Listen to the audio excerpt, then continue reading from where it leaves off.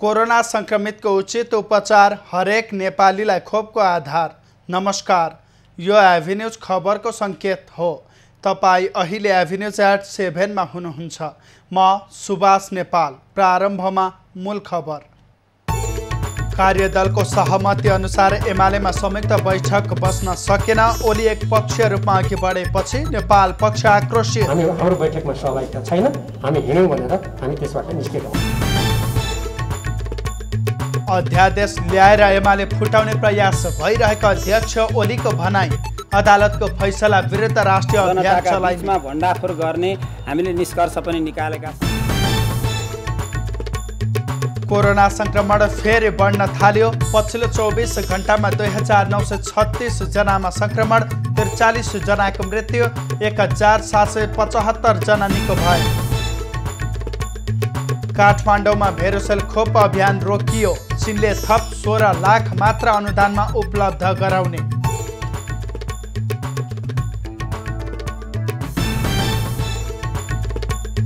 गत आर्थिक वर्षमा बजेट खर्च र राजस्व लक्ष्य पूरा हुन सकेन।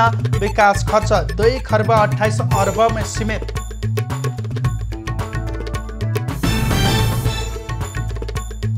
युरोपमा बाढीले जनजीवन अस्त-व्यस्त। जर्मनी र बेल्जियममा गरी मृत्यु हुनेको सङ्ख्या 105 पुग्यो।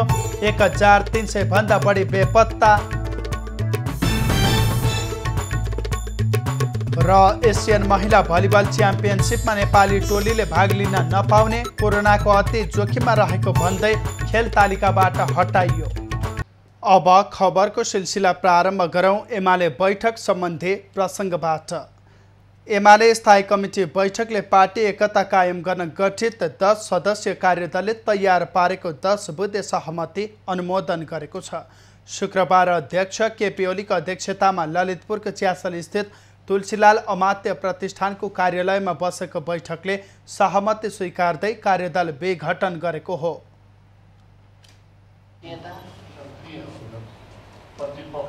पार्टीमा विद्यमान समस्या समाधान सम्बन्धमा सुझाव दिन गठित कार्यदलले तयार गरी बैठक समस्या प्रस्तुत गरेको प्रस्तावलाई ग्रहण र अनुमोदन गर्ने निर्णय गरिएको छ। दोस्रो, प्रस्तावलाई सृजनात्मक र रचनात्मक ढङ्गले कार्यान्वयन गर्ने निर्णय गरिएको छ। र तेस्रो, कार्यदलले आफ्नो जिम्मेवारी पूरा गरेकोमा कार्यदलमा रहनुभएका कमरेडलाई धन्यवाद दिने र कार्यदल विघटन गर्ने निर्णय गरिएको छ। त्यस्तै बैठकले शेरबहादुर देउवा नेतृत्वको गठबन्धन सरकारलाई समर्थन नगर्ने र विश्वासको मत पनि नदिने निर्णय पनि गरेको छ। बैठकले सर्वोच्च अदालतको परमादेशबाट बनेको सरकारको जनमतमा वैधानिकता नरहेको ठहर पनि गरेको छ। बैठकपछि पत्रकारसँग कुरा गर्दै एमाले प्रवक्ता प्रदीप गेवालीले सरकारलाई विश्वासको मत दिने कुरा सोच्न पनि नसकिने बताए। जिम्मेवार र राष्ट्रियताको पहरेदार, लोकतन्त्र र संविधानको रक्षक एवं जनताको हितप्रति अटल रहँदै सक्रिय र रचनात्मक प्रतिपक्षको भूमिका पार्टीले खेल्नेछ। अलोकतान्त्रिक एवं अस्वस्थ विधिबाट गठित सरकारलाई पार्टीको समर्थन नरहने र विश्वासको मत नदिने स्पष्ट पार्दै पार्टीका सबै प्रतिनिधि सभा सदस्यहरूलाई यस निर्णयको पालनाका लागि निर्देशन दिने निर्णय भएको छ। प्रवक्ता गेवालीले एमाले सशक्त प्रतिपक्षका रूपमा रहने र अदालतको आदेश बमोजिम विश्वासको पक्षमा मतदान गर्नेहरूको निर्णय व्यक्तिगत हुने बताए। बैठकमा नेपाल समूह भने सहभागी भएन। बैठक चलिरहँदा बैठक स्थल पुगेका माधव नेपाल समूहका नेताहरूले स्थायी कमिटी र संसदीय दलको बैठक रोक्न गरेको आग्रह ओलीले अस्वीकार गरेका थिए। त्यो भूमिका खेल्छौँ, तर तपाईँहरू पनि त्यसको लागि सबभन्दा जिम्मेवार भएर पार्टी अध्यक्षले खेल्नुहोस् भन्ने कुरा हामीले आग्रह गऱ्यौँ। र अन्तमा पार्टी अध्यक्षले त्यस्तो लामो कुरा केही पनि भन्नु भएन। उहाँले के भन्नुभयो भने यो बैठक जारी रहन्छ र यसका कार्यसूची अगाडि बढाउनुहोस् भनेर उहाँले भनेपछि अनि हामीले उहाँलाई भन्यौँ हामी यो बैठक यी कुराहरू जुन हामीले राखेका छौँ यी कुराहरूतर्फ नजाने हो भने हाम्रो बैठकमा सहभागिता छैन, हामी हिँड्यौँ भनेर हामी त्यसबाट निस्केका हौँ। सहमतिमा अर्को बैठक राख्न अध्यक्ष ओलीलाई आग्रह गर्न भीम रावल, घनश्याम भूषाल, गोकर्ण विष्ट, भीम आचार्य, सुरेन्द्र पाण्डे बैठक स्थल पुगेका थिए। नेकपा एमालेको संसदीय दलको बैठकले जनादेशलाई पूर्ण इन्कार गरेर अदालतले गरेको फैसला विरुद्ध जनतामा अभियानका साथ जाने निर्णय गरेको छ। संसद भवन नयाँ बानेश्वरमा शुक्रबार बसेको एमाले संसदीय दलको बैठकले संवैधानिक इजलास गठनकै बेलादेखि फैसलाको पूर्वाभ्यास भएको भन्दै फैसलाले निर्दलीयताको अभ्यास थालेको निष्कर्ष निकालेको हो। संविधान, लोकतन्त्र र दलीय व्यवस्थाको रक्षार्थ अभियान चलाउने निर्णय गरेको एमाले संसदीय दलका प्रमुख सचेतक विशाल भट्टराईले जानकारी दिए। पूर्ण रूपलाई इन्कार गरेर लोकतन्त्रलाई उपहास गरेर दलीय व्यवस्थाको उपहास गरेर जसरी एउटा फैसला गरियो, निर्दलीय व्यवस्थातर्फ मुलुकलाई अग्रसर गराउने गरी जुन फैसला गरियो त्यसप्रति हाम्रो यो बैठकले चाहिँ आपत्ति व्यक्त गरेको छ र यसलाई व्यापक रूपमा जनताका बीचमा भण्डाफोर गर्ने हामीले निष्कर्ष पनि निकालेका छौँ। एमाले संसदीय दलका नेता एवं अध्यक्ष केपी ओलीले संविधान र लोकतन्त्रलाई उपहास गरेर अदालतले निर्णय गरेको बताएका थिए। अध्यक्ष ओलीले एमाले विभाजन गर्ने षड्यन्त्र भइरहेको भन्दै सचेत हुनुपर्ने बेला आएको बताए। ओलीले अध्यादेश ल्याएर एमाले फुटाउने प्रयास भइरहेको जानकारी संसदीय दलको बैठकमा गराएका थिए।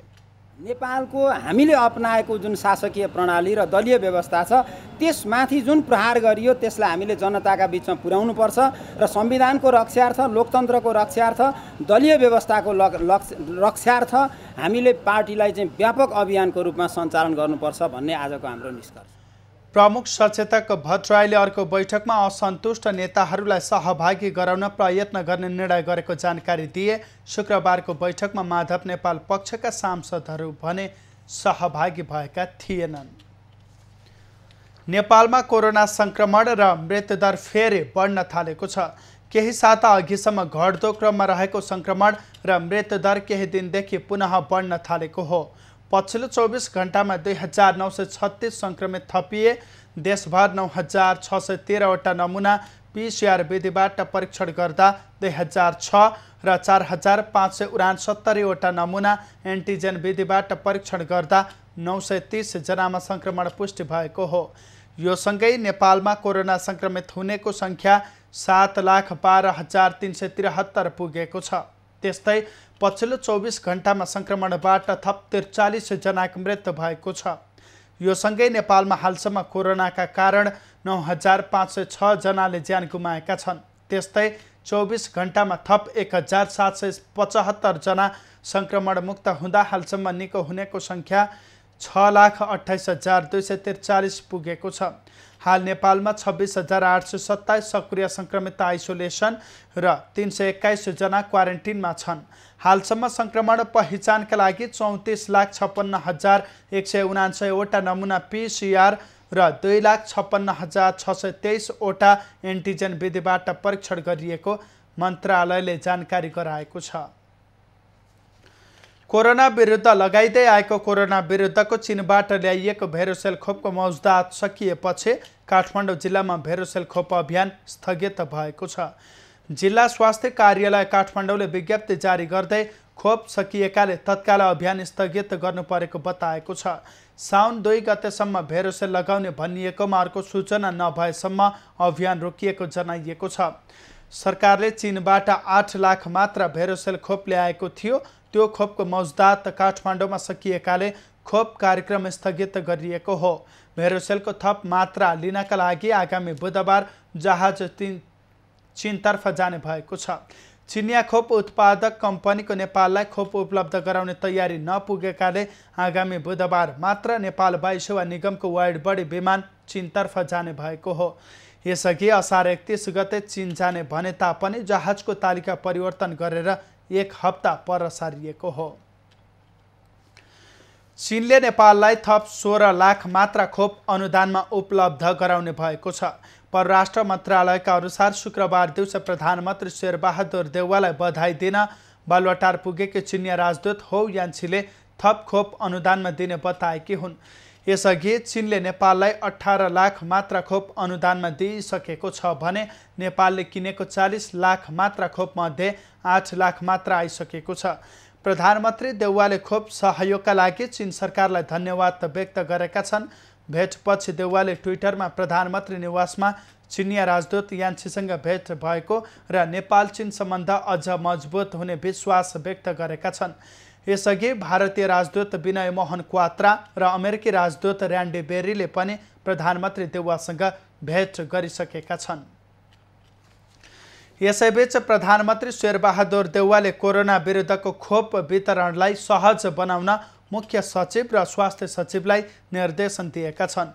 देउवाले आज प्रधानमन्त्री निवास बालुवाटारमा सरकारका मुख्य सचिव शङ्करदास बैरागी र स्वास्थ्य सचिव लक्ष्मण अर्याललाई बोलाएर खोप केन्द्र बढाउन निर्देशन दिएका हुन्। प्रधानमन्त्री देउवाको सचिवालयले दिएको जानकारी अनुसार खोप केन्द्रमा धेरै लामो लाइन देखिएकाले आवश्यकता अनुसार खोप केन्द्र थप गर्न प्रधानमन्त्रीले निर्देशन दिएका हुन्। प्रधानमन्त्री देउवाले सामाजिक सञ्जालमा खोप केन्द्रहरू बढाएर स्वास्थ्य मापदण्डको पूर्ण पालना गर्दै खोप लगाउने प्रबन्ध मिलाउन मुख्य सचिव र स्वास्थ्य सचिवलाई निर्देशन गरेको बताएका छन्। कोरोना विरुद्धको खोप लगाउन घण्टौँ लाइन बस्नुपर्ने तथा लाइनमा समेत स्वास्थ्य मापदण्डको पालना नहुने गरेको पाइएको छ।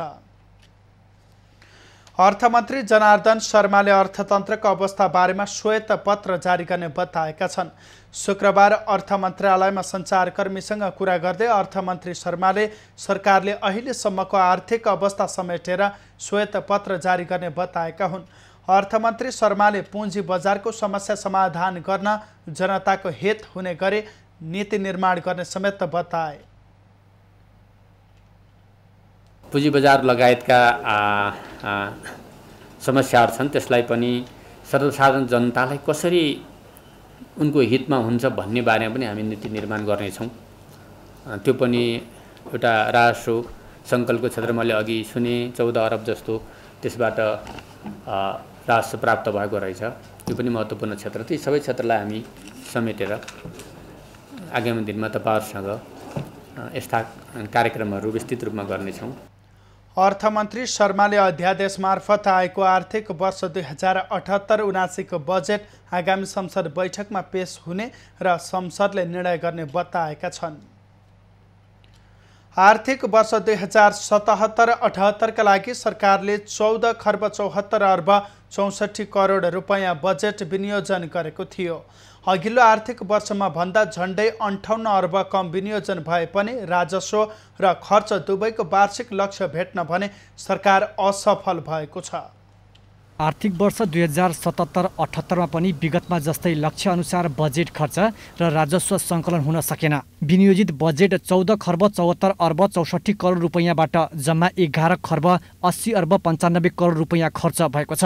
शुक्रबार अर्थ मन्त्रालयमा आयोजित पत्रकार सम्मेलनमा अर्थ सचिव शिशिर कुमार ढुङ्गानाले वार्षिक लक्ष्य अनुसार बजेट खर्च र राजस्व सङ्कलन हुन नसकेको जानकारी गराएका हुन्। उनले पुँजीगत खर्च 64.69%, चालु खर्च 89.75% र वित्तीय खर्च 58.44% गरी समग्रमा 80.08% बजेट खर्च भएको बताए। चालुतर्फ 9 खर्ब 48 अर्ब खर्च गर्ने लक्ष्य लिए पनि 8 खर्ब 51 अर्ब 67 करोडमा सीमित भएको छ। त्यस्तै 3 खर्ब 52 अर्ब 91 करोड रुपैयाँ पुँजीगत खर्च गर्ने लक्ष्य लिएकोमा असार मसान्तसम्म जम्मा 2 खर्ब 28 अर्ब 30 करोड खर्च भएको छ। वित्तीय व्यवस्थातर्फ पनि 1 खर्ब 72 अर्ब रुपैयाँ खर्च गर्ने लक्ष्य लिएकोमा 1 खर्ब 97 करोड रुपैयाँ मात्रै खर्च भएको छ। बजेटको वार्षिक लक्ष्य नभेट्ने देखिएसँगै सरकारले चालु आर्थिक वर्ष 2078-79 को बजेट ल्याउँदा खर्चको लक्ष्य संशोधन गरी 12 खर्ब 66 अर्बमा झारेको थियो। तर पनि असार मसान्तसम्म उक्त लक्ष्य भेटाउन असफल भएको छ। 77-78 मा हामीले कुल बजेट 1474 अर्बको सार्वजनिक गरेका थियौँ पहिलो जुन जेठ 15 2077 मा। त्यसको पछि हामी चाहिँ मध्यावधि समीक्षा गर्दा त्यसलाई 1266 अर्ब खर्च हुन्छ भन्ने संशोधित अनुमान थियो। त हिजोसम्मको प्रारम्भिक अनुमान अनुसार 1180 अर्ब खर्च भएको छ। यो सुरु अनुमानको 80.08% र संशोधित अनुमानको 93.20% हुन आउँछ।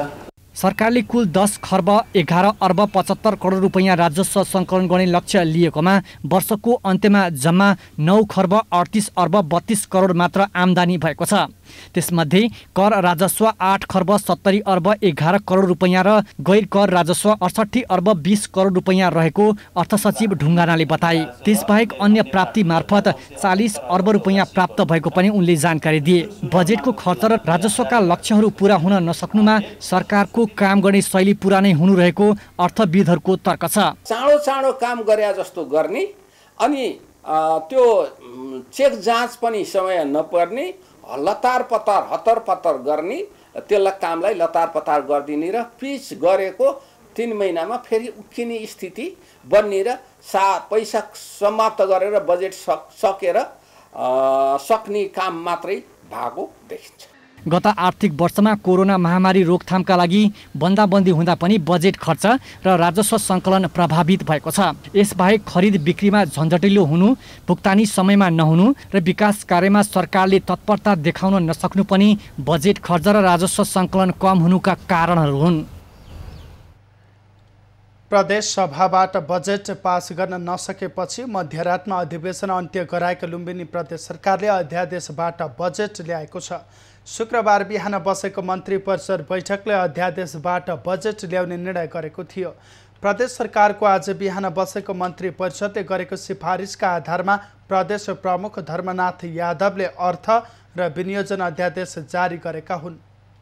सरकारले आर्थिक वर्ष 2078-79 का लागि 40 अर्ब 95 करोड 97 लाख रुपियाँको बजेट प्रदेशसभामा पेश गरेको थियो, जसमा चालुतर्फ 14 अर्ब 93 करोड र पुँजीगततर्फ 21 अर्ब 17 करोड 79 लाख रुपियाँ बजेट विनियोजन भएको छ।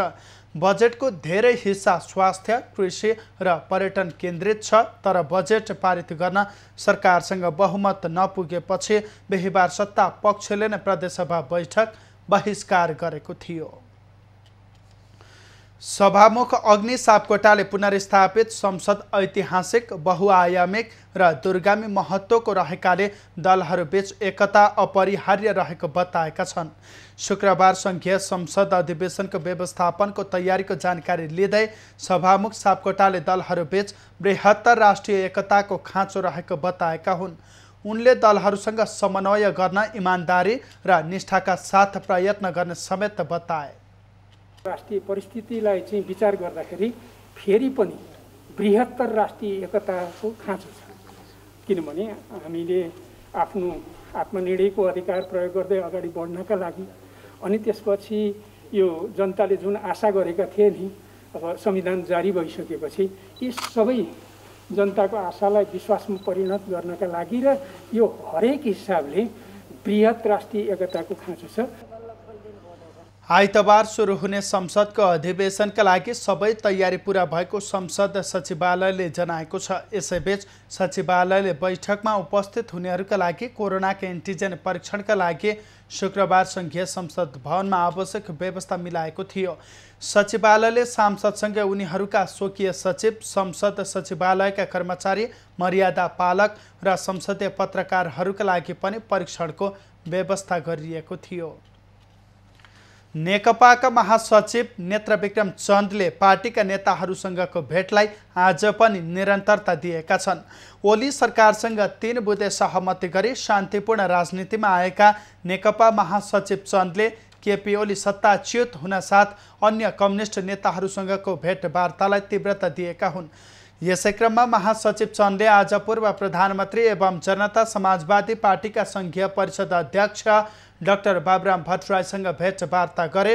जनयुद्धकालका सहयोद्धा डाक्टर भट्टराई भेट्न चन्द नेता धर्मेन्द्र वास्तोलाका साथ बिहानै टोखा-स्थित भट्टराई निवास पुगेका थिए।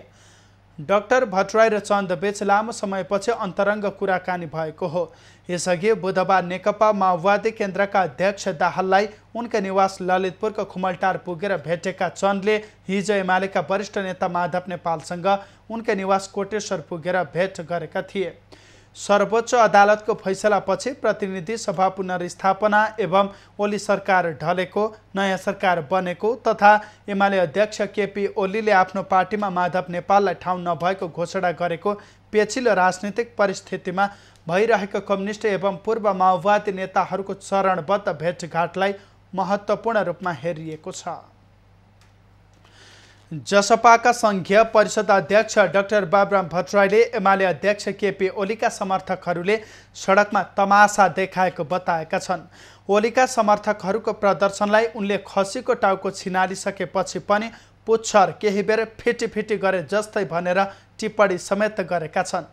पूर्व प्रधानमन्त्री भट्टराईले सामाजिक सञ्जालमा खसीको टाउको छिनालिसकेपछि पनि पुच्छर केही बेर फिटी गरे जस्तै ओलीको बहिर्गमन पछिको सडक तमासादेखि लुम्बिनी प्रदेशको जात्रासम्म त्यस्तै भएको टिप्पणी गरे।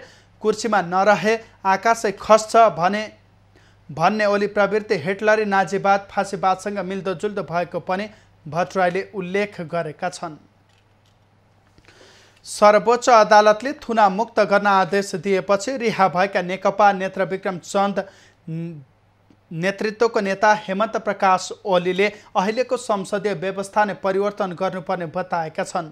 शुक्रबार महाराजगञ्जमा आयोजित कार्यक्रममा उनले अहिलेको व्यवस्थाका कारण जनताको अवस्थामा कुनै सुधार नआएको भन्दै संसदीय व्यवस्था नै परिवर्तन गर्नुपर्ने बताएका हुन्।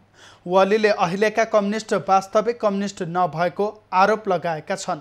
केही वर्ष अघि ललितपुरको नखु स्थित एनसेल कार्यालयमा विप्लव समूहले गराएको बम विस्फोटमा संलग्न भएको आरोपमा ओलीलाई पक्राउ गरिएको थियो।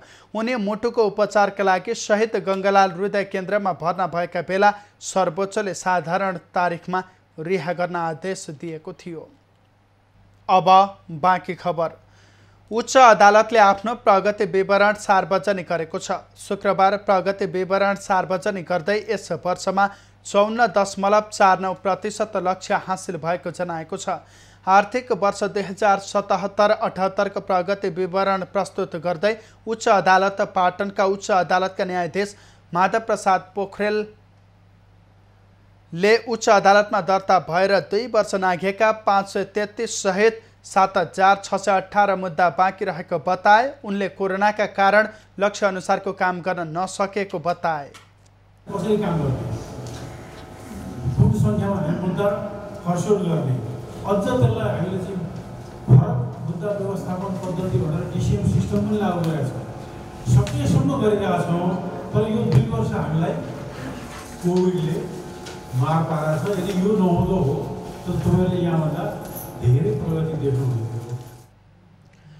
सो कार्यक्रममा उच्च अदालतका रजिस्ट्रार गजेन्द्र बहादुर सिंहले उच्च अदालतमा हुने मुद्दाका चापका बारेमा धारणा व्यक्त गरेका थिए। त्यसैगरी प्रवक्ता अमृता कुमारी शर्माले राजस्व चुहावट सम्बन्धी मुद्दा र वाणिज्य तर्फबाट मुद्दाको बारेमा जानकारी गराएकी थिइन्। बीमा समितिले बीमा व्यवसायसँग सम्बद्ध बीमा नियमनकारी व्यवस्थापन सूचना प्रणालीलाई थप व्यवस्थित गर्न नयाँ सर्भर र सफ्टवेयर जडान गरेको छ। समितिका अध्यक्ष सूर्यप्रसाद सिलवालले शुक्रबार एक कार्यक्रमका बीच नयाँ सर्भर र सफ्टवेयरको उद्घाटन गरेका हुन्। कार्यक्रममा बोल्दै अध्यक्ष सिलवालले बीमा व्यवसायको तथ्याङ्क व्यवस्थापन गर्न र समितिको सेवालाई प्रभावकारी बनाउन नयाँ सर्भर र सफ्टवेयर महत्त्वपूर्ण हुने बताए। यसबाट नियमनकारी व्यवस्थापन सूचना प्रणालीलाई थप व्यवस्थित गर्न सघाउ पुग्ने पनि उनको भनाइ छ। अध्यक्ष सिलवालले यस्तो सर्भरबाट सेवा प्रवाहमा भौतिक उपस्थितिलाई घटाउँदै समयको बचत गर्न इमान्दार व्यावसायिक प्रयास भएको पनि बताए। हामी चाहिँ कम्पनीहरूसँग जोडिसकेपछि यस्ता हाम्रा अनावश्यक रूपमा चाहिँ जुन समयहरू हामीले चाहिँ उहाँहरूसँग इन्टरफेस गरेर जुन व्यतीत गरिरहेका छौँ त्यो समयमा हामीले बचत गर्न सक्छौँ। र सबै इन्फर्मेसन हामीसँग चाहिँ फिङ्गर टिपमा भइसकेपछि मलाई के लाग्छ भने एकातिर यो नियामकले चाहिँ आफूलाई सशक्त बनाउने एउटा आधार पनि बन्छ भने अर्कोतर्फ कम्पनीहरूले पनि अब चाहिँ अब हामीले चाहिँ यसले सत्य कुरा गर्छ। किनभने यसमा सत्य कुरा हालेपछि सत्य कुरा नै बोल्ने हो। मान्छे जस्तो कुरो चाहिँ टिल्टेले गर्दैन। त्यसले गर्दा हैन अब यो चाहिँ नि एक खालको इमान्दार हाम्रो चाहिँ नि व्यावसायिक तपाईँको प्रयास प्रारम्भ हुन्छ भन्ने पनि अब हामी सबैले अपेक्षा गरेका छौँ। बीमकहरूबाट समितिलाई पठाउनु पर्ने महत्त्वपूर्ण तथ्याङ्कहरू उपलब्ध गर्ने कार्यमा कठिनाई भएकाले यस्तो प्रविधि जडान गरिएको पनि समितिले प्रश्न पारेको छ। यो प्रविधि मार्फत नीति विश्लेषण, परिपालन, दाबी भुक्तानी तथा सम्पत्ति शुद्धिकरण, स्थलगत सुपरिवेक्षण, गैर स्थलगत सुपरिवेक्षण, कृषि तथा लघु बीमा, पुनर्बीमा, इजाजत, बीमा अभिकर्ता र सर्भेयर व्यवस्थापन सूचना प्रणाली सम्बन्धी विवरणहरू अनलाइन माध्यमबाटै पेश गर्न सकिनेछ। नेपालमै अति गर्मी हुने बाँकेमा गर्मी मौसमकै समयमा विद्युत प्रसारण अनियमित हुने गरेको छ। विद्युत अनियमित भएर हाई र लो भोल्टेज आएकै कारण बाँकेका स्थानीयले गर्मीको चर्को मार त खेपिरहेकै छन्। विद्युत सर्ट भएर आगलागीका घटनाहरू समेत बढिरहेका छन्। बाँकीमा विद्युत अनियमित भएकै कारण स्थानीयहरू आक्रोशित भएका छन्। कुनै जानकारी बिना पटक पटक विद्युतको लाइन आउने जाने हुँदा चर्को गर्मीमा यहाँका स्थानीय शास्ति भोग्न बाध्य भएका छन्। हाई भोल्टेज आउने र घरमा जडान गरिएका एमसिसी बक्स जल्ने भएकाले पनि घरमा आगलागी हुने खतरा बढ्दै गएको छ। एकै दिनमा बारम्बार बत्ती जाने आउने मात्र नभई कुनै समय हाई भोल्टेज र कुनै समय लो भोल्टेज आउने गरेकाले आफ्नो घरको एमसिबीमा आगलागी भएको नेपालगञ्जका स्थानीय प्रेम सिंह ठकुरी बताउँछन्। 10 मिनट बत्ती आउने, फेरि 20-25-30 मिनट फेरि बत्ती जाने आउने, बारम्बार दिनमा लगभग 50 पटक जाने आउने गर्ने कारणले गर्दा फेरि त्यसैमा कहिले एकदम लो भोल्ट कहिले हाई भोल्ट आउने, यसो कारणले गर्दा यो यति क्षति पुग्यो यसमा। अब यदि थाहा नभएको भए हामीले अहिले रातिको समय भइदिए भए अहिले एकदम बढी क्षति हुन्थ्यो। बाँकी जिल्लाका लागि विद्युत लाइन भारतको नानपाराबाट आएको 33 केभीए लाइनमै समस्या भएकाले बाँकीमा विद्युत अनियमित भएको नेपाल विद्युत प्राधिकरण नेपालगञ्ज वितरण केन्द्रका प्रमुख लखन ललाब मल्लिक बताउँछन्।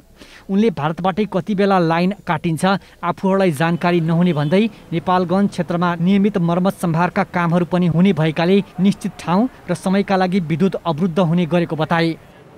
चाहिँ समस्या छ, त्यसकै लाइन नै हाम्रो चाहिँ अलिक बढी चाहिँ फ्रिक्वेन्टली ट्रिपिङ हुने होइन, र त्यसले गर्दा अब हामीले त्यसलाई म्यानेज किनभने त्यो हामीले थाहा पनि हुँदैन कति बेला जाने हो होइन। यो कन्ट्रोल भनेको उसको एलडिसीको अथवा भनौँ ग्रिडको चाहिने उसको अन्डरको कुरा हो होइन। अब त्यो हामीलाई थाहा पनि हुँदैन। यो त्यसकै लाइनै ट्रिप भएपछि अलिक बढी चाहिँ त्यो समस्या चाहिँ देखिएको छ। भारतको प्रसारण लाइन र नेपालको प्रसारण लाइनको अन्तिम बिन्दु नेपालगञ्ज भएकाले पनि त्यसको प्रत्यक्ष मार नेपालगञ्ज वितरण केन्द्रले बेहोर्नु परेको भन्दै नियमित विद्युत प्रसारणका लागि नेपाल विद्युत प्राधिकरणलाई पत्राचार गरिएको प्रमुख मल्लिकले बताए।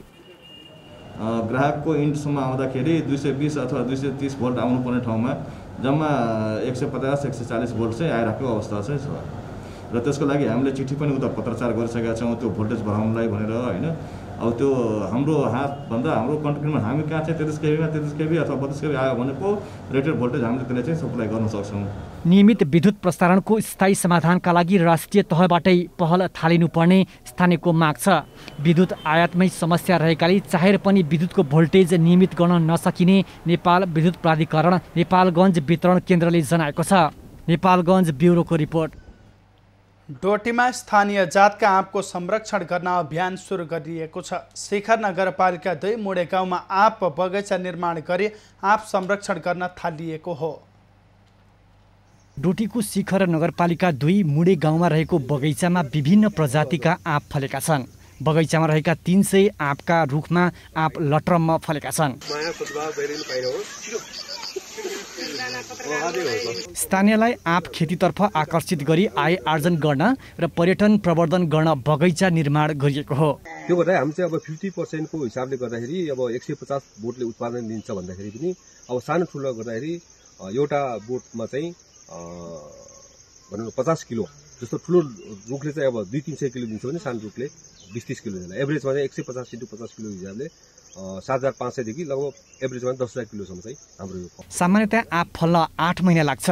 आधुनिक जातका आँप 6 महिनाभन्दा छोटो अवधिमा फल्ने गरेका छन्। डोटी लगायत सुदूरपश्चिम प्रदेशमा आँपको प्रचुर सम्भावना रहेको छ। किसानहरूले चाहिँ यसमा आम रोपनीमा चाहिँ लागि हुन्छ। आम नै यहाँको चाहिँ हामीले प्रसिद्ध चाहिँ गराउनु पर्छ र यसको निमित्त आगामी चाहिँ वर्षमा कसले कति लगाउन सक्छ हामी यहीँदेखि चाहिँ हामी घोषणा गरेर चाहिँ अगाडि चाहिँ बढ्न सक्छौँ। हाम्रो भविष्य पनि त्यसमा चाहिँ हुनेछ, आय स्रोतको चाहिँ एउटा व्यवस्था हुनेछ। बगैँचालाई नियमित खनजोत सिँचाइ तथा मलखादको प्रयोग गरी आँप खेती फस्टाउने र कृषकहरूलाई आकर्षित गर्न सकिने कृषि ज्ञान केन्द्र डोटीको भनाइ छ।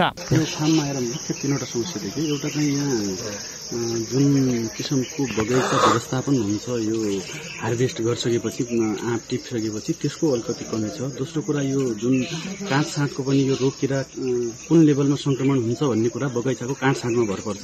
उहाँहरूको अलिकति यो रोगी हाँगाहरू त्यसपछि ठुला भएका हाँगा पुरानो हाँगाहरूको काँट साँटको कमी छ भने तेस्रो कुरा अलिकति मलखाद व्यवस्थापनको। आँप उत्पादन भए पनि बजार पाउन भने मुस्किल छ। बजार प्रवर्धन गर्न मुडे गाउँमा आँप प्रदर्शनीको पनि आयोजना गरिएको थियो। दर्शकबिन यति बेला म शिखर नगरपालिका वडा नम्बर 2 मुडे गाउँमा छु। यहाँ चाहिँ एकजना व्यवसायी आँप व्यवसायले चाहिँ खास गरी यहाँ चाहिँ विभिन्न जातका आँपहरू फलाएर उत्पादन गरेका छन् र आँपको प्रचुर सम्भावना हुँदाहुँदै पनि विभिन्न बजारीकरण लगायतका अन्य समस्याहरूले गर्दा यो आँपले चाहिँ बजार पाउन सकेको छैन। एबी न्युज टेलिभिजनका लागि तेजु ओली डोटी। झापा जिल्लामा व्यावसायिक रबर खेती क्रमशः विस्तार हुँदै गएको छ। अन्य बालीको तुलनामा राम्रो आम्दानी हुने भएपछि जिल्लाका सामुदायिक वन, सरकारी वन सहित किसानले निजी खेत तथा खोलाका बगरलाई सदुपयोग गर्दै रबर खेती विस्तार गरेका छन्।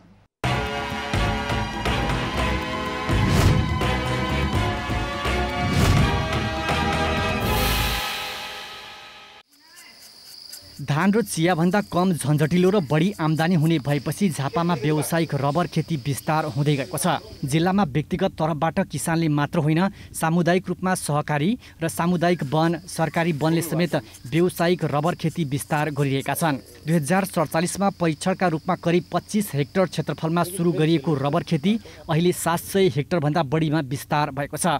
समग्रमा नेपालमा रबर खेती किसानहरू एकदम आकर्षित बनिरहेको अवस्था छ। त्यसको बजारीकरणको लागि कुनै पनि समस्या अहिलेसम्म देखिएको छैन।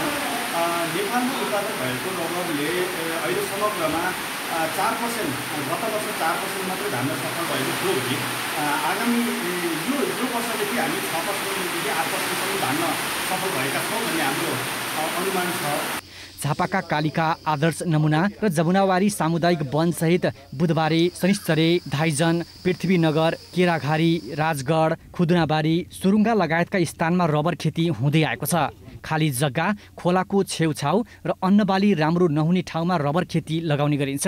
यही क्रममा झापा मेचीनगर 13का केही युवाद्वारा सञ्चालित निन्दा Riverland cultural homestay and agro farm प्रणालीले भने खोला किनाराको जग्गामा रबर खेती विस्तार गरेको छ। जङ्गल थियो यहाँ, यसलाई फाड्यौँ हामीले।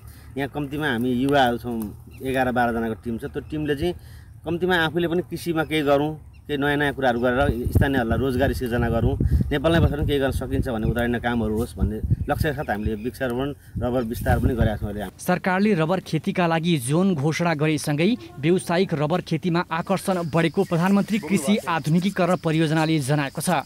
जिल्लामा यस आर्थिक वर्षमा 30 हेक्टर क्षेत्रफलमा विस्तार गर्नुपर्ने भए तापनि 3 हेक्टरमा मात्रै खेती विस्तार गर्न सकिएको परियोजनाले जनाएको छ।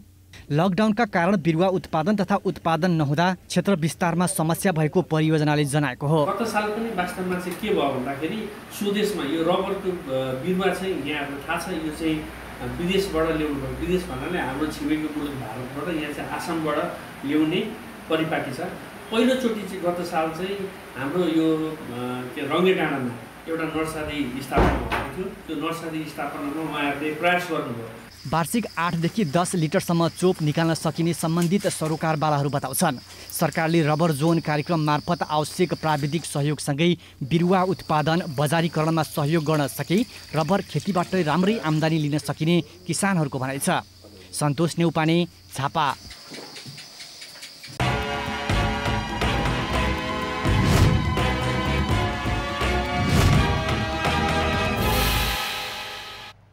परिश्रम गरेर स्वदेशमा नै केही गर्न सकिन्छ भन्ने उदाहरण काभ्रेको नवबुद्ध 8का कृषक दिपेश चन्द्र लामाले प्रस्तुत गरेका छन्। 25,000बाट सुरु गरेको उनको व्यवसायमा अहिले 1 करोडभन्दा धेरै लगानी पुगिसकेको छ। 2 वर्ष अघि कृषि फार्म सुरु गरेका दिपेश लामाले 102वटा टनेलमा तरकारी, 10वटा भैँसी र गाई र 50वटा बाख्रा, खसी बोका पालेका छन्। गत वर्ष एक सिजनमा नै 25 लाखको गोलभेडा बिक्री गरेका उनको यस वर्ष 50वटा टनेलबाट गोलभेडा उत्पादन भइरहेका छन् भने अन्य 52वटा फल्ने क्रममा छन्। सुर्खेतका 3 दम्पति र स्थानीय 2 दम्पति गरी 10 जनालाई प्रत्यक्ष रोजगारी दिएका छन्। पासपोर्ट बनाउँदा पाएको शास्तिका कारण विदेश जाने सोच त्यागेर उनले 25,000को लगानीमा किराना पसल सुरु गरेका थिए। अहिले खास योभन्दा अगाडि मका फर्सी, के अरे काग्रो, तिते करेला, घिराउला थियो। अहिले पनि अलिअलि घिराउला र तिते करेला बोराहरू बाँकी छ। यिनीहरू पहिला सुरु यो थियो। अहिले चाहिँ तपाईँको अधिकांश सबै गोलभेडै छ अहिले मका। कुटानी पिसानीका लागि मिल सञ्चालन गरेका उनले त्यहाँ बचेको अन्न दाना खुवाउनका लागि खसी बोका पाल्न सुरु गरे। खसीबोका बाख्राको मल व्यवस्थापनका लागि तरकारी खेती सुरु गरेका उनले मल नपुग्ने भएपछि गाई भैँसी पाल्न सुरु गरेका थिए। त्यही मल तरकारी खेतीमा प्रयोग गरेका छन्। दैनिक 90 लिटर दुध बिक्री गर्ने गरेका उनले स्थानीय कृषकबाट दुध समेत सङ्कलन गर्ने गरेका छन्। उत्पादित तरकारी स्थानीय बजारका साथै बानेश्वर, कालीमाटी र जडीबुटीमा समेत आफै बिक्री गर्छन्। उनले मासिक 3 लाखसम्म कमाई गरिरहेका छन्। बैंक तथा सहकारीले सहुलियतमा कर्जा उपलब्ध नगराएका कारण चर्को ब्याज तिर्न बाध्य उनी ब्याज दर कम भए आफ्नो बचत बढ्ने बताउँछन्। कुनै अनुदान नपाएको बताउने उनी स्थानीय सरकारले टनेल निर्माणका लागि प्लास्टिक समेत उपलब्ध नगराएको तितो अनुभव सुनाउँछन्। अनुदानका लागि आफूले फार्म सुरु नगरेको भन्दै उनले स्वदेशमा नै केही गर्न सकिन्छ भन्ने उदाहरण दिन खोजेको बताए। विभिन्न रोजगारदाता संस्थाले सरकारले जारी गरेको न्यूनतम पारिश्रमिक लागू गर्ने सहमति गरेका छन्। कामदार र श्रमिकको हितका लागि सरकारले जारी गरेको न्यूनतम पारिश्रमिक नै लागू गरिने सहमति भएको हो। चिया बगानका मजदुर बाहेक उद्योग प्रतिष्ठानमा काम गर्ने श्रमिकहरूका लागि 2078 साउन 1 गतेदेखि लागू हुने गरी न्यूनतम तलब र महँगी भत्ता समेत गरी न्यूनतम पारिश्रमिक 15,000 निर्धारण गरी सरकारले राजपत्रमा सूचना समेत प्रकाशन गरिसकेको छ। संयुक्त ट्रेड युनियन समन्वय समितिका प्रतिनिधिहरू र रोजगारदाताको तर्फबाट नेपाल घरेलु तथा साना उद्योग महासङ्घ, राष्ट्रिय उद्योग व्यापार महासङ्घ तथा साना तथा मझौला व्यवसाय महासङ्घको बैठकले यस्तो सहमति गरेको हो। प्राकृतिक सौन्दर्यता तथा छिनछिनमा बदलिने मौसमका कारण पर्यटकहरूलाई आकर्षित गर्न सक्ने धनकुटाको कागतेलाई पर्यटकीय क्षेत्र बनाउने कामले गति लिन थालेको छ। धनकुटा नगरपालिका वडा नम्बर 3 र 6 मा पर्ने कागतेमा पर्यटन प्रवर्धनमा जोड दिँदै कृत्रिम रूपमा साजसज्जा गर्ने कार्य भइरहेको छ। स्थानीय तह तथा प्रदेश सरकारका तर्फबाट वडा नम्बर 3 मा ग्रिन पार्क र वडा नम्बर 6 मा सिलढुङ्गा पार्क निर्माण कार्य हुँदै आएको छ। पर्यटकीय क्षेत्रको रूपमा विकास गर्ने लक्ष्यसहित भइरहेका कामहरूले पर्यटकहरूलाई आकर्षित गर्न थालेपछि अझ थप कामहरू गर्न बाँकी हुँदै मान्छेहरू घुम्न आउन थालेका छन्। म पनि फर्स्ट टाइमै यहाँ यो पार्कमा आएको भनौँ न। अनि यसमा चाहिँ हाम्रो नानीहरू पनि अब बेला छुट्टीको बेला आएर शुक्रबार शनिबारतिर आएर यसो रमाउने हुन्छन्। सँगसँगै हामी पनि आउँछौँ, हामीलाई पनि रमाइलो भइरहेछ हैन। अब यो पर्यटन विकासको लागि यो क्षेत्रको लागि धेरै राम्रो र महत्त्वपूर्ण कार्य रहेछ यो अब सम्बन्धित सरकारवालाले। यसमा चाहिँ थप केही सुधार गर्नुपर्ला। वडा नम्बर 3 मा निर्माण भइरहेको ग्रिन पार्कमा बालबालिका मनोरञ्जनका लागि चिप्लेटी लगायत बनाइएका छन् भने सिडी रेलिङ सहित माथिका मनोरम दृश्यहरू अवलोकन गर्न सकिने भएको छ भने पार्क चढ्ने बाटोमै कागतीको स्तम्भ बनाइएको छ। कागतीको पहिचान झल्कने गरी कागतीको स्तम्भ बनाइएको हो। हिलेर धनकुटाको वैकल्पिक सहरको रूपमा कागतेलाई विकास गर्न पर्यटनलाई आधार बनाउने योजना रहेको स्थानीय जनप्रतिनिधिहरूले जनाएका छन्। कागतीको स्तम्भ बनाउने कुरा हैन, एकै कलरको प्रकारका कलर भएका घरहरू रङ्ग्याउने जस्तै ग्रिन कलरहरूबाट हामीले आकर्षित गर्न खोजिरहेका छौँ र ग्रिन कलरका घरहरू मात्र नभएर वातावरणीय हिसाबले पनि बोट बिरुवाहरू रोप्ने र ग्रिनलाई अलिकति फोकस गर्ने कामहरू हामी गरिरहेछौँ। त्यसै गरी कागतीकै सिलढुङ्गामा पनि पर्यटन प्रवर्धनका लागि सिलढुङ्गा पार्क निर्माण भइरहेको छ। सिलढुङ्गा सामुदायिक वन क्षेत्रमा निर्माण भइरहेको सिलढुङ्गा पार्कमा सिडी रेलिङ, फुलहरू लगाउने, भगवान शिवको मूर्ति, विश्राम स्थल बनाइनेछ। विकास योजनाहरू थप गर्ने तयारी समेत रहेको प्रदेशसभा सदस्य कुसुम श्रेष्ठले बताइन्। वडा अन्तर्गत चाहिँ 8 लाख रुपियाँको लागतमा कागती स्तम्भ भनेर त्यहाँ एउटा स्तम्भ पनि तयार गरिएको छ। यो 3टा संरचना यहाँ भएदेखि यहाँनिर चाहिँ आन्तरिक रूपमा पर्यटकहरू आउने जाने चाहिँ अलिकति बढेको छ भन्ने कुरा पनि म यहाँ राख्न चाहन्छु। त्यस्तै गरेर खेलकुदसँग सम्बन्धित विभिन्न योजनाहरूलाई पनि समावेश गरिएको छ। पर्यटकीय क्षेत्रको रूपमा कागतेमा विभिन्न कामहरू भइरहेको तर्फ मध्यनजर गर्दै प्रचार प्रसार हुन सके यो क्षेत्रको सामाजिक आर्थिक विकासमा सहयोग पुग्ने अपेक्षा गरिएको छ। सुनसरी ब्युरोको रिपोर्ट। वर्षाका कारण पहिरो जाँदा अवरुद्ध भएको राष्ट्रिय गौरवको कालीगण्डकी करिडोर र बागलुङ कुश्मी सेरा सडक 10 दिनसम्म पनि खुल्न सकेको छैन।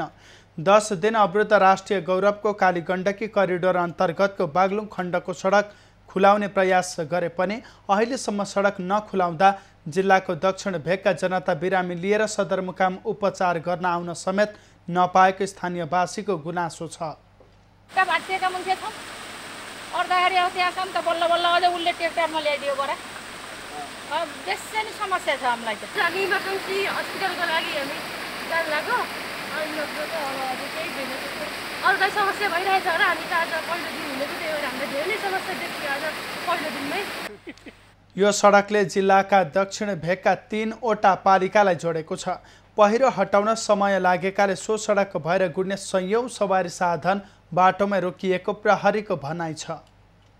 यो बलेबाट नै सडक खण्डको यो पछिल्लो 10 दिनदेखि चाहिँ बाटो पूर्ण रूपमा अवरुद्ध छ। यो चाहिँ श्रीमनखिलले नै बाटो चाहिँ पहिल्यैबाटै बिगारेको र पहिला चाहिँ 1-1.5 घण्टा सामान्य काम मेसिनले काम गर्दा चाहिँ खुल्ने अवस्था थियो। अहिले चाहिँ पछिल्लो मनसुनले चाहिँ यो एउटै बाटोको चाहिँ 3 ठाउँमा बिगार्दाखेरि चाहिँ तत्काललाई चाहिँ यो माथिल्लो बाटो चाहिँ खुलाउनको लागि अब हेर्दाखेरि सम्भावना गाह्रो छ। जिल्लाको दक्षिण भेग हुँदै गुल्मीसम्म जाने र कालीगण्डकी करिडोर सडक 10 दिनदेखि अवरुद्ध भए पनि तत्काल खुलाउन स्थानीयले माग गरेका छन्। सोलुखुम्बुको लिखुपिके गाउँपालिका र रामेछापको उमाकुण्ड गाउँपालिकाको सीमामा एमभी दुगड ग्रुपले निर्माण गरिरहेको लेखु खोला जलविद्युत आयोजनाले जथाभावी सडक खन्दै ठूला सवारी साधन चलाउँदा स्थानीय सडक ठाउँ ठाउँमा बिग्रेको छ भने बाढी पहिरोको जोखिम पनि उत्तिकै बढेको छ।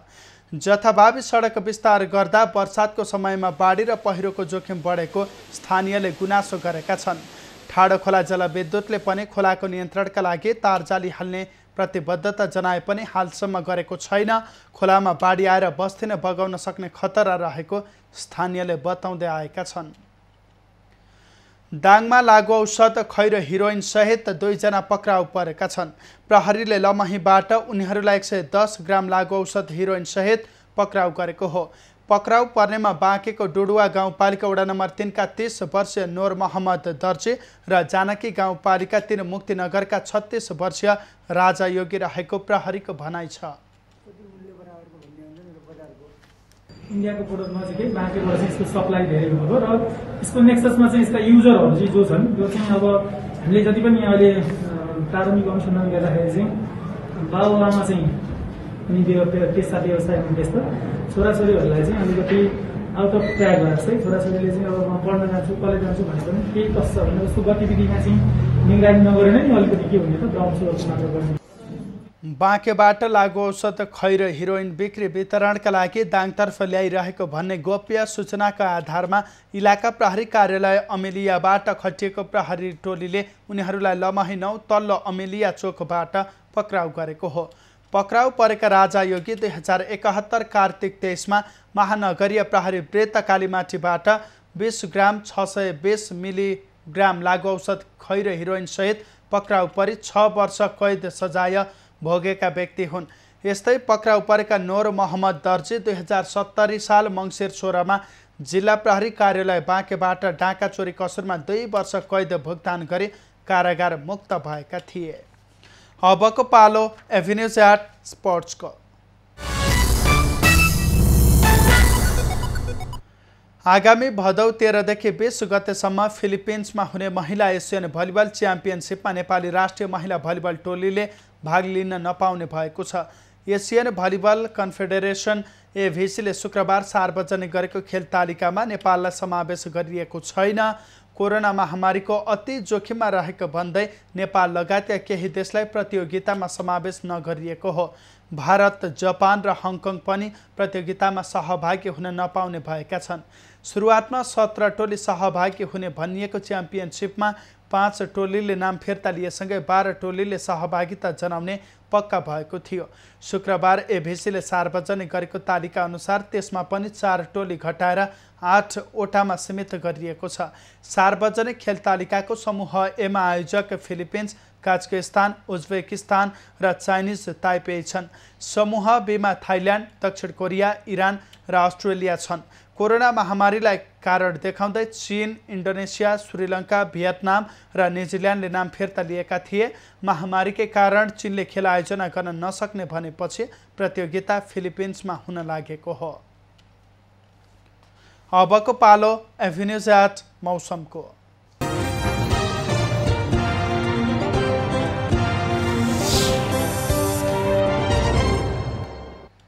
पछिल्लो 24 घण्टामा देशका धेरैजसो स्थानमा वर्षा भयो। आज राति देशका केही स्थानमा हल्कादेखि मध्यम वर्षा हुनुको साथै प्रदेश 2, गण्डकी तथा लुम्बिनी प्रदेशका 1-2 स्थानमा मेघगर्जन र चट्याङ सहित भारी वर्षाको सम्भावना रहेको जल तथा मौसम पूर्वानुमान महाशाखाले जनाएको छ। काठमाडौँ उपत्यकाको आजको अधिकतम तापक्रम 25 डिग्री सेल्सियस र न्यूनतम तापक्रम 21 डिग्री सेल्सियस मापन गरियो। आज देशभरको मौसम कस्तो रह्यो त हेरौँ देशका विभिन्न स्थानको मौसमी अवस्था।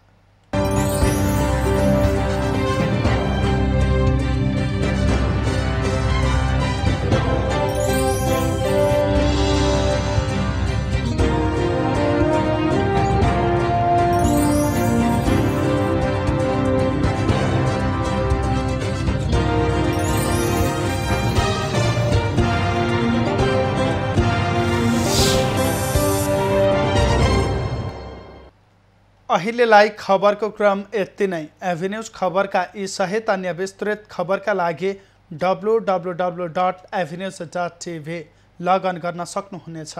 युट्युब, फेसबुक र ट्विटरमा पनि हामीलाई फलो गर्न सकिनेछ। खबर भित्रको खबरका लागि हेर्दै रहनुहोला एभिन्यूज खबर। नमस्कार।